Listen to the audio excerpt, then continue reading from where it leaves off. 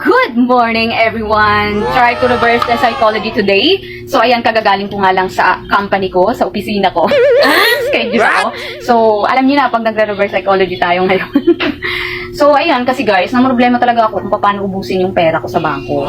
So, kaya eto. Mga ganyan lang siya. Wala eh. Kaya hindi maubos-ubos yung pera ko. Kasi mga ganyan talaga yung mga hinihingi ng mga bata. Ito yung apo ko. Ayan, yung apo ko sa pamangkin. Ayan. Ayan, kagagaling lang ng toyo-toyo niyan sa utak. Kaka-attitude niya pa lang. So, kakabati-bati lang namin. Alam niyo na, wala kasi yung yaya niya, pina-day off ko muna. So, kaya ngayon, ako muna at yung anak ko ang hahaligin. Ganun din naman eh. Ayaw naman kasi gumala ng anak ko kahit pinapagala ko nga eh. Para mabawasan yung pera dito. Wala, ayaw talaga.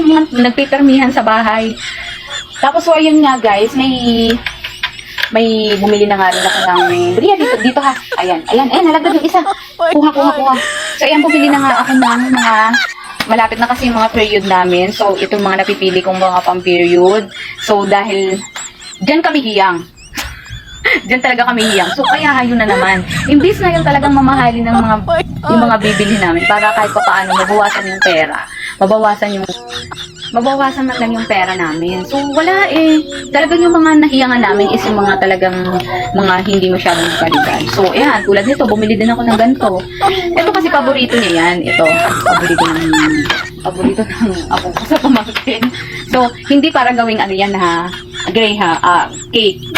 Sorry. Hindi para gawing ganun. Pero, pinapapak niya lang yan, guys. So, ayan. Bumili na rin ako ng mga cotton buds. Kasi, alam niyo na, yung mga tenga-tenga natin, kailangan wala eh. Tapos, wala pang stock. Kaya, bonus na lang. Bonus pa din yung nakalagay. Bonus. Wala, hindi talaga mababawasan. Kaya, problema talaga ako, guys.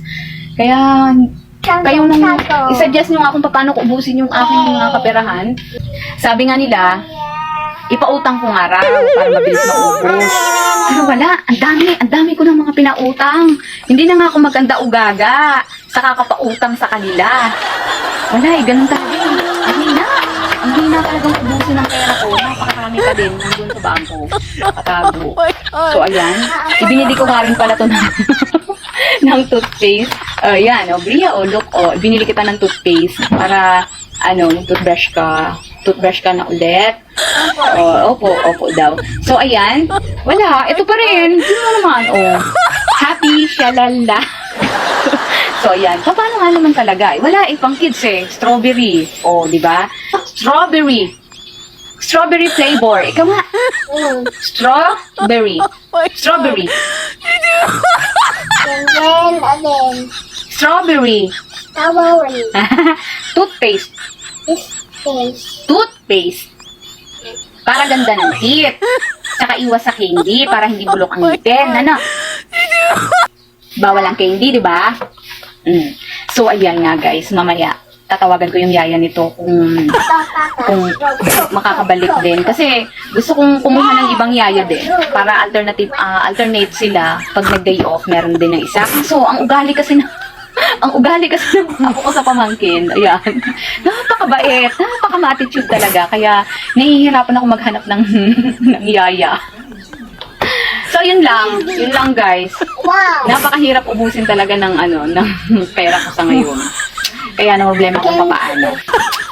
Ang dami ko nang pinautang.